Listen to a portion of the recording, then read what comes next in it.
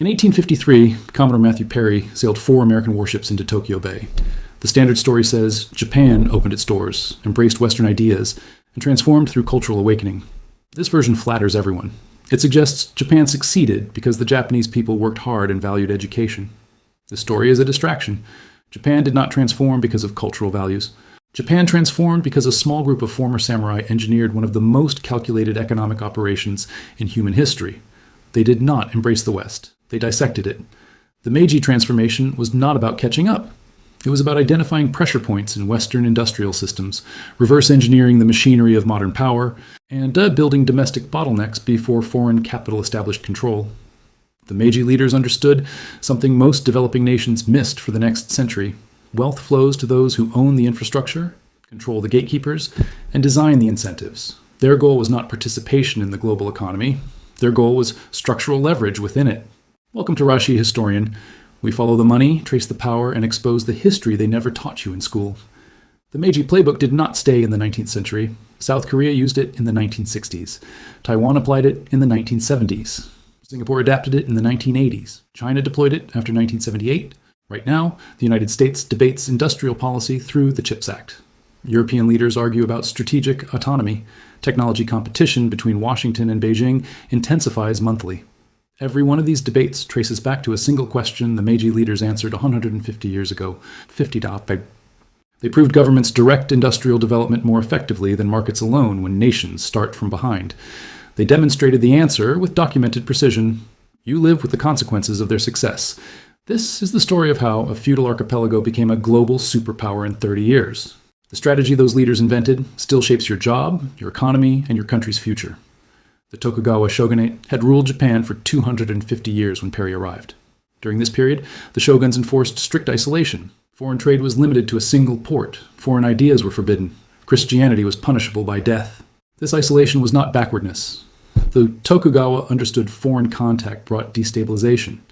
Portuguese missionaries in the 1500s had armed Japanese converts and threatened political order. Closing the country preserved domestic control.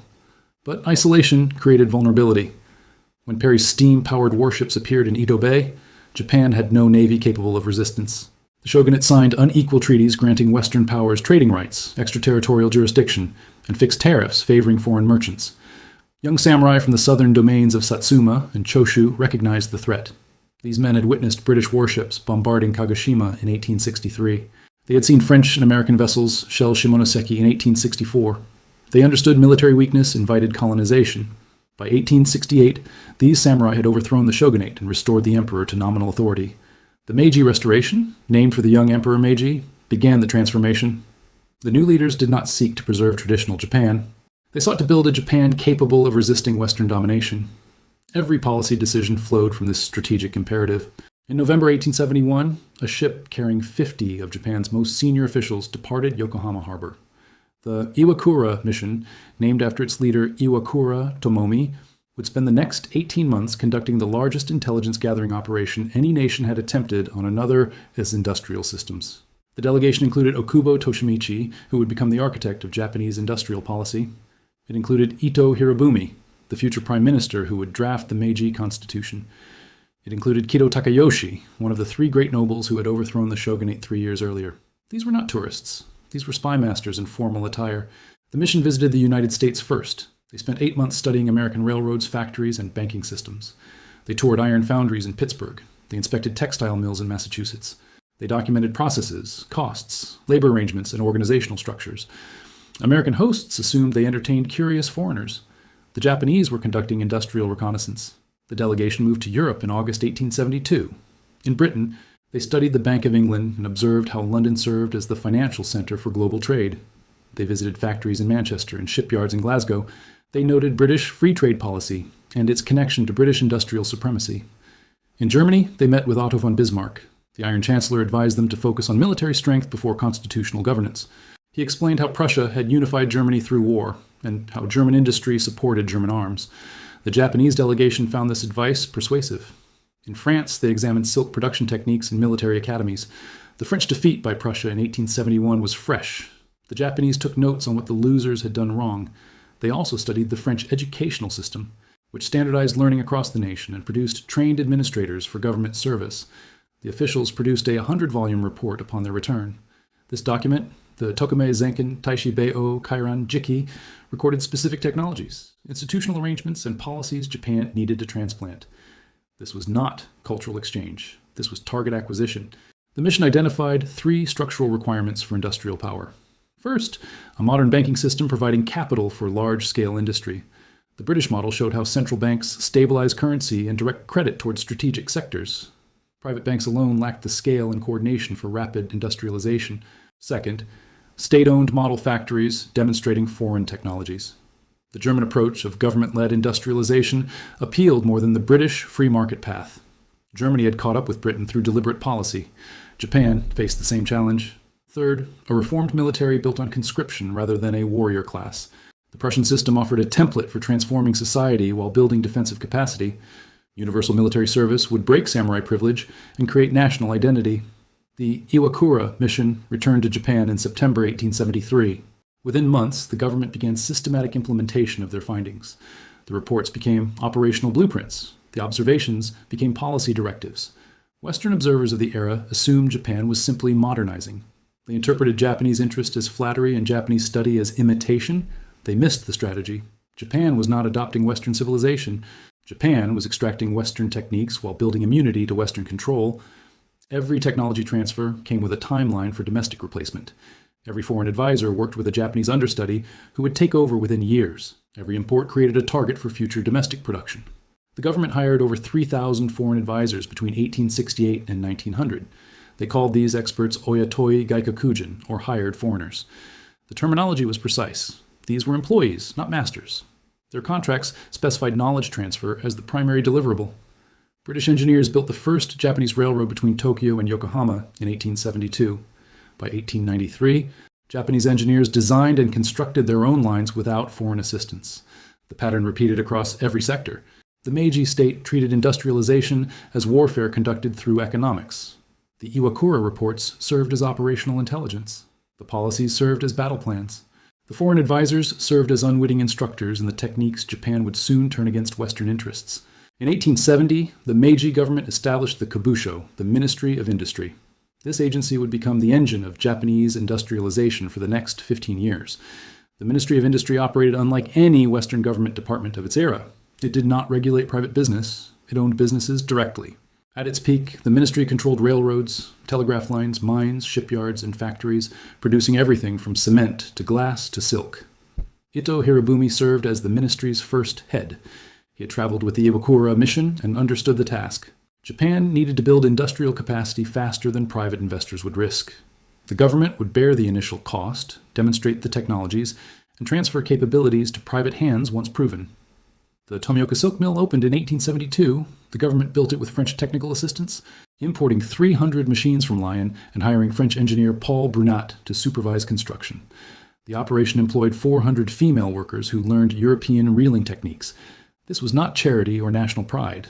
Silk was Japan's largest export earner. Foreign merchants controlled the trade routes and set prices. Japanese producers sold raw silk at low margins while foreign buyers captured value through processing and distribution. By modernizing silk production, the government aimed to capture more value from the extraction chain. The Tomioka Mill standardized quality and trained workers who would later staff private operations. The government sold the facility in 1893 to a private buyer who expanded production using the same techniques. The ministry opened the Yowata Iron Works in 1901, producing steel for shipbuilding and military equipment. Japan had imported all steel before this plant opened. Domestic production freed Japan from dependence on foreign suppliers who might withhold material during conflicts. The Osaka Mint began operations in 1871, producing standardized coinage using British machinery and British advisors. Before this facility, Japan's currency was a chaos of regional coins, rice payments, and merchant credit notes. The mint created a uniform monetary base for national commerce. The ministry constructed the first Japanese railroad, connecting Tokyo and Yokohama in 1872. Railroads did more than move goods. They demonstrated modern engineering, trained Japanese workers in maintenance and operation, and created demand for domestic steel and machinery production. Each state-owned enterprise followed the same pattern. The government absorbed the initial risk and expense of importing foreign technology. Japanese engineers and workers learned the techniques through direct production experience. Then the government sold the operation to private buyers at below-market prices. The Mitsubishi Company bought the Nagasaki shipyard from the government in 1887 for a fraction of its construction cost. The Mitsui Group purchased the Mike coal mines.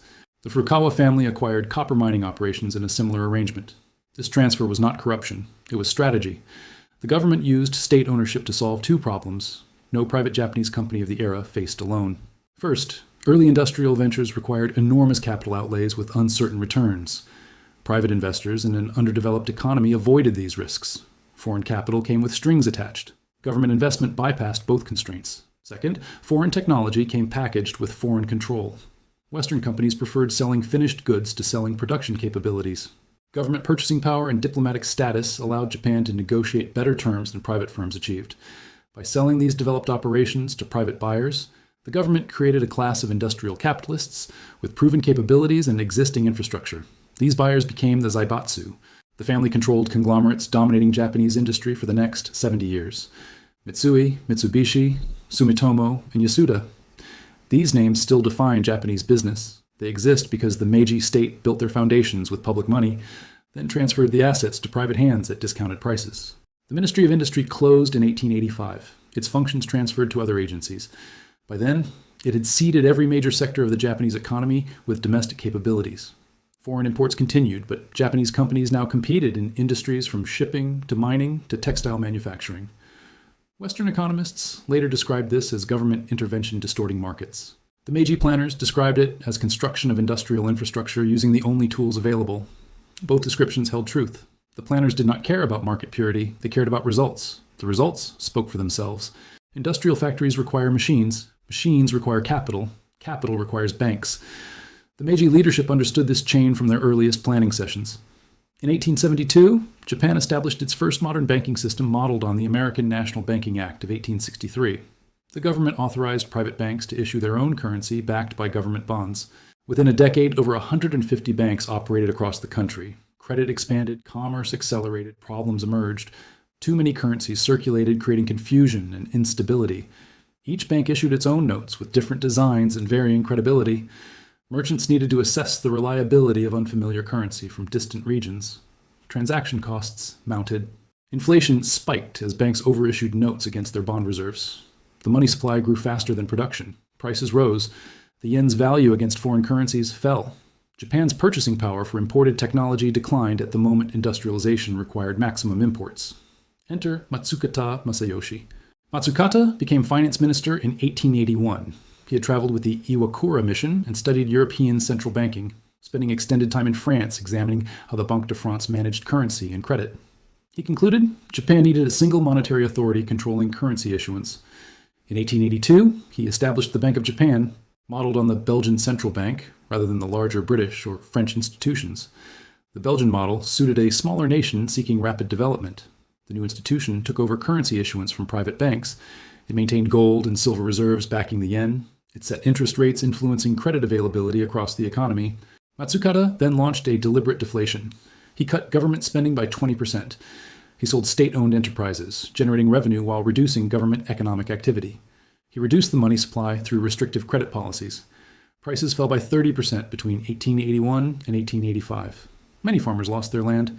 Small businesses failed. Rural unrest spread. Critics accused Matsukata of cruelty toward common people. The deflation served purposes beyond economic textbook prescriptions. It stabilized the yen at a predictable value, making Japan attractive to foreign investors and traders who needed reliable currency conversion. Uncertainty about yen value had deterred foreign engagement with Japanese markets. The deflation transferred wealth from debtors to creditors, concentrating capital in the hands of the new industrial class. Farmers who had borrowed during the inflationary period now owed debts denominated in more valuable currency. Many sold land to pay obligations. The buyers were often the same zaibatsu families building industrial empires. The deflation forced inefficient producers out of business, clearing space for the zaibatsu to expand without domestic competition. Weak firms disappeared. Strong firms absorbed their assets and workers. Matsukata understood monetary policy as an instrument of structural transformation, not a neutral technical exercise. The pain was distributed broadly. The benefits concentrated narrowly. The concentration was intentional and served the industrialization program. By 1886, Japan operated a modern financial system with a central bank, standardized currency, and networks of commercial banks channeling savings into industrial investment. This machinery allowed rapid mobilization of resources for government priorities. When Japan needed to build a navy, banks provided financing on terms the government approved. When Japan needed to construct railroads, banks provided financing directed by ministry guidance. When Japan needed to expand textile production for export earnings, banks provided financing to approved borrowers. The flow of money followed government direction. Private banks remained private in ownership, but they understood government priorities shaped their profitability. Loans went to sectors the state deemed strategic. Banks avoiding these priorities found their access to central bank support diminished. The financial system became infrastructure for national development, not an independent force pursuing profit maximization alone. Bankers made money. Industrialists made more. The nation built capacity. This arrangement persisted for more than a century. The Ministry of Finance and Bank of Japan guided credit allocation through the post-war economic miracle of the 1950s and 1960s. The system created distortions and occasional crises. It created industrial power first. The Japanese accepted this trade-off. Industrial capacity means nothing without the ability to defend it. The Meiji leaders knew this from their first encounter with Western power. Perry's black ships proved the equation. Military force backs economic access. Economic access funds military force. Japan's military transformation paralleled its industrial program in timing and method. In 1873, the government introduced universal male conscription, replacing the samurai warrior class with a mass army of commoners. This decision threatened samurai privilege and triggered the Satsuma Rebellion of 1877, when former warriors rose against the new order. The conscript army defeated the samurai rebels. The message was clear. Modern weapons in the hands of trained peasants beat traditional warriors with swords. The industrial age had arrived in Japanese warfare. French military advisors trained the new army until 1880, when German advisors took over following Prussia's decisive victory in the Franco-Prussian War. The Japanese observed French defeat carefully and concluded German methods produced better outcomes. They adjusted their model accordingly. The Navy recruited British assistants. British engineers helped design warships at the Yokosuka Naval Arsenal. British officers trained Japanese crews in gunnery, navigation, and fleet tactics. Japan purchased warships from British yards while building domestic shipyard capacity for future construction. By 1894, Japan possessed a modern military equipped with domestic rifles, artillery, and ammunition. The army numbered over 200,000 trained soldiers. The Navy operated 32 modern warships, including armored cruisers and fast torpedo boats. The force needed a test. The First Sino-Japanese War of 1894-1895 provided one. China and Japan competed for influence over Korea. The Korean peninsula sat between Japanese islands and the Chinese mainland. Both powers viewed Korean alignment as essential to their security. Both sent troops when Korean internal conflicts created an opening. Fighting broke out in July 1894. Western observers expected a prolonged struggle between two Asian powers. They predicted Chinese numerical superiority would prevail. The result shocked every foreign capital. Japan won decisively within 8 months. The Japanese Navy destroyed the Chinese Beiyang fleet at the Battle of the Yalu River in September 1894. Chinese ships were larger and more heavily armored. Japanese ships were faster and better handled. Japanese gunnery proved more accurate. Japanese commanders executed coordinated tactics. Chinese forces fought bravely but without effective coordination. Japanese ground forces captured Port Arthur in November 1894, securing control of the strategic harbor at the tip of the Liaodong Peninsula. They pushed into Manchuria and threatened Beijing itself. China sued for peace. The Treaty of Shimonoseki in April 1895 awarded Japan territorial gains, a massive indemnity of 200 million taels of silver, and recognition as a regional power. Taiwan became a Japanese colony. Korea became a Japanese client state. China opened additional ports to Japanese trade. Western powers took notice of the outcome. They also intervened to limit it. Russia, France, and Germany pressured Japan to return the Liaodong Peninsula to China through the Triple Intervention of 1895. These powers feared Japanese expansion, threatened their own interests in China. Japan complied with the pressure, lacking strength to resist 3 European powers simultaneously. The Japanese stored resentment from this forced retreat. They also drew conclusions about the need for greater military power before challenging European interests directly. The war proved Japanese industry delivered military results. Domestic arsenals produced rifles and ammunition consumed in the fighting. Domestic shipyards maintained and repaired naval vessels. Domestic telegraph systems coordinated operations between headquarters and field commanders. The industrial base translated into battlefield outcomes through logistics as much as weapons. 10 years later, Japan shocked the world again with a more dramatic demonstration. The Russo-Japanese War of 1904-1905 pitted Japan against a European great power with a reputation for military strength. Russia was vast, populous, and industrialized. The Russian army had defeated Napoleon's invasion in 1812. The Russian Empire stretched from Poland to the Pacific Ocean. Western observers expected Russian victory. Japan won. The victory redrew global assumptions about race, power, and industrial development. The Japanese Navy destroyed the Russian Baltic Fleet at the Battle of Tsushima in May 1905.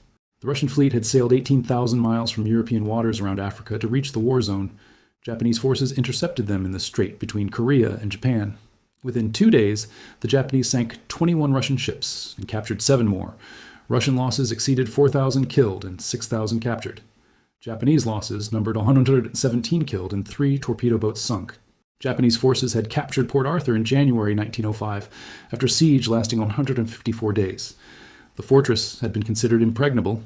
Its fall demonstrated Japanese willingness to absorb casualties in pursuit of strategic objectives. Russia agreed to peace negotiations mediated by President Theodore Roosevelt in Portsmouth, New Hampshire. The Treaty of Portsmouth gave Japan the southern half of Sakhalin Island. Russian recognition of Japanese interests in Korea, and evacuation of Russian forces from Manchuria. Japan became the first Asian nation in modern history to defeat a European great power in a major war.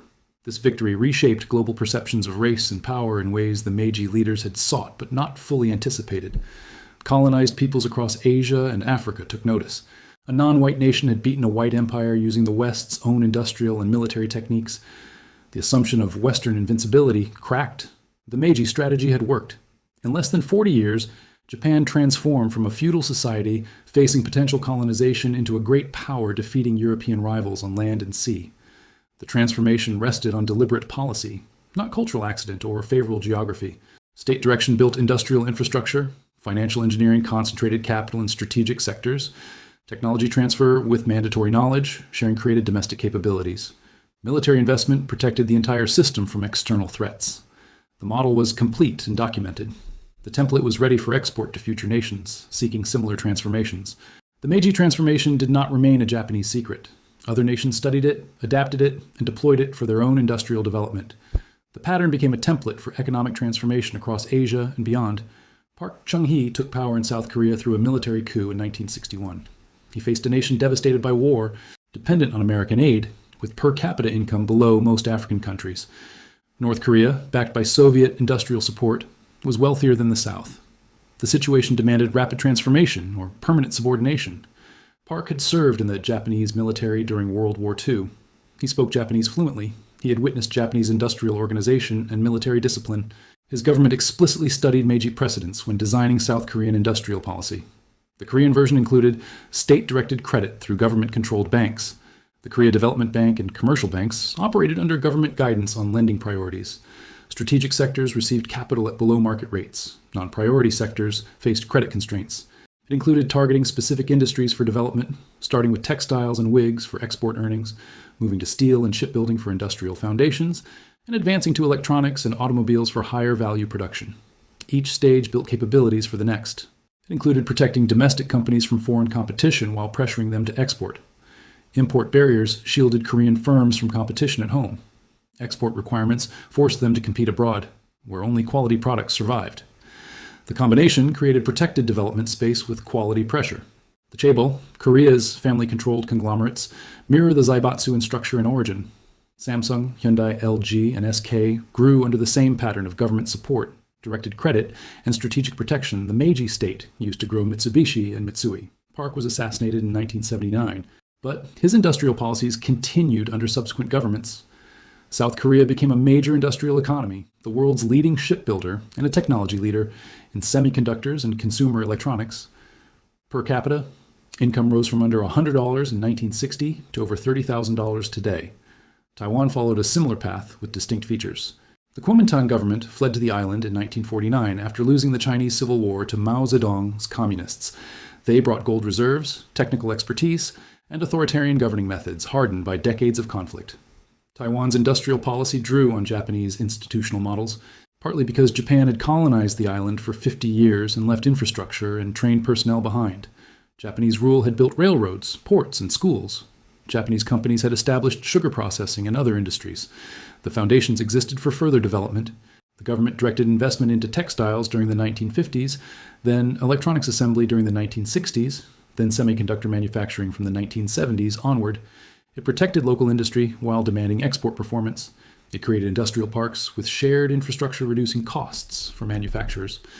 The Taiwan Semiconductor Manufacturing Company, founded in 1987, now produces over 50% of the world's advanced semiconductors. Your smartphone, your laptop, your car's computer systems contain chips fabricated in Taiwan using techniques traced back to deliberate industrial policy decisions. Singapore achieved independence in 1965 with no natural resources, a small population of 2 million, and recent expulsion from the Malaysian Federation. Lee Kuan Yew and his People's Action Party faced building a nation from almost nothing. Lee built an industrial strategy around attracting foreign investment while directing it toward government priorities. Unlike Japan and Korea, Singapore welcomed multinational corporations rather than building national champions. The small population made Zaibatsu-style conglomerates impractical. The state owned housing through the Housing Development Board, providing subsidized apartments to most citizens. The state owned utilities and strategic enterprises through Temasek Holdings. Government-linked companies dominated key sectors from telecommunications to banking to shipping. Singapore became a manufacturing hub for electronics, pharmaceuticals, and precision engineering. Per capita income rose from $500 at independence to over $60,000 today, exceeding most Western nations. China represents the largest application of Meiji principles in history. Deng Xiaoping launched reforms in 1978, opening special economic zones for foreign investment while maintaining Communist Party control over strategic decisions.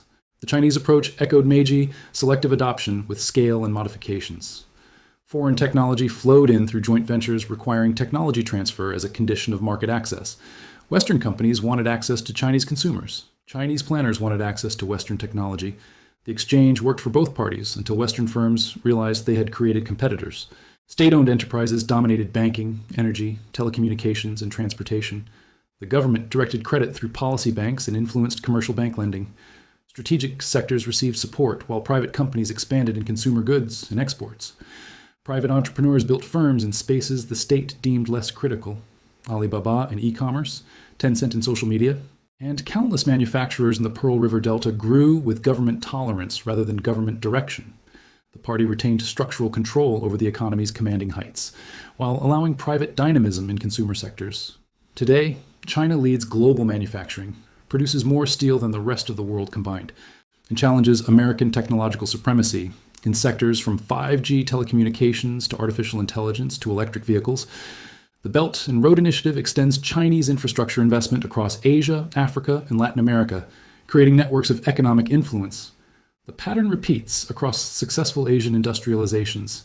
State direction of investment, targeted industry development, technology acquisition through any means available, export orientation, creating quality pressure, financial system control, enabling resource mobilization.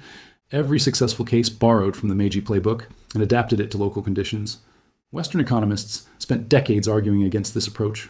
The Washington Consensus of the 1980s and 1990s promoted free markets, privatization, and minimal government intervention as the path to prosperity. International Monetary Fund loans came with conditions requiring recipient nations to abandon industrial policy, deregulate finance, and open markets to foreign competition. The results speak for themselves through comparative outcomes. Nations following Washington Consensus prescriptions in Latin America and Africa stagnated or grew slowly. Argentina, once among the world's wealthiest nations, declined through repeated crises. Sub-Saharan African nations remained trapped in commodity dependence. Nations following Meiji-style industrial policy in East Asia grew into economic powers, reshaping global production. South Korea, Taiwan, Singapore, and China achieved sustained growth rates unprecedented in economic history. The evidence accumulated over decades. Now the debate has shifted in Western capitals. The United States passed the CHIPS and Science Act in 2022, spending $52 billion to subsidize domestic semiconductor manufacturing. The Inflation Reduction Act directs hundreds of billions toward clean energy manufacturing on American soil. European nations discuss strategic autonomy and industrial champions capable of competing with Chinese and American firms. The free market consensus cracks under pressure from Chinese competition and pandemic supply chain disruptions. Politicians who spent careers praising market mechanisms now advocate government investment in strategic industries. The reversal would amuse Meiji planners who understood the necessity 150 years earlier. Your government is rediscovering industrial policy after decades of denial. The semiconductor factory Intel builds in Arizona, the battery plants sprouting across Georgia and Michigan, the solar panel manufacturing subsidies reshaping energy investment decisions. These programs borrow logic the Meiji leaders would recognize immediately. Government absorbs initial risk through subsidies and loan guarantees. Government directs capital towards sectors deemed strategic for national security and economic power. Government creates domestic capabilities in industries essential for future technological competition. The Meiji miracle was not a miracle at all. It was a documented strategy, recorded in government archives, analyzed by historians, and replicated by imitators. The mystery exists only because Western observers preferred believing their own superiority rather than examining competitor methods. Japan proved nations starting from behind advanced through deliberate state action, directing resources towards strategic development. The proof convinced Korea, Taiwan, Singapore, and China to follow modified versions. Their success now forces Western nations to reconsider assumptions they held for decades. You live in a world shaped by decisions made by former samurai in the 1870s, the factories in Asia producing your electronics, the supply chains determining your prices, the industrial competition threatening your job security, the reshoring debates in your political discourse, all trace back to the Meiji template and its successful replications. The history taught in Western schools presented Japan's rise as cultural destiny or lucky timing. The archives tell a different story. The archives show planning, execution, and strategic brilliance operating across decades with documented evidence. The lesson remains available to anyone willing to read it. Industrial power does not emerge from markets alone. Industrial power emerges from states willing to direct resources, absorb risks, and build structural leverage before foreign competitors establish control. Japan proved the lesson first. Others learned and applied it. The question now is whether your nation learns the teaching or continues pretending markets solve problems requiring state coordination. The Meiji leaders knew the answer. Their grandchildren inherited an empire stretching from Korea to Southeast Asia. Their great-grandchildren inherited an industrial economy still among the world's 3 largest 150 years after the transformation began. The money trail runs from Tokyo in 1868 to Washington in 2024. Follow it, and you understand the debates consuming your headlines, your politics, and your economic future.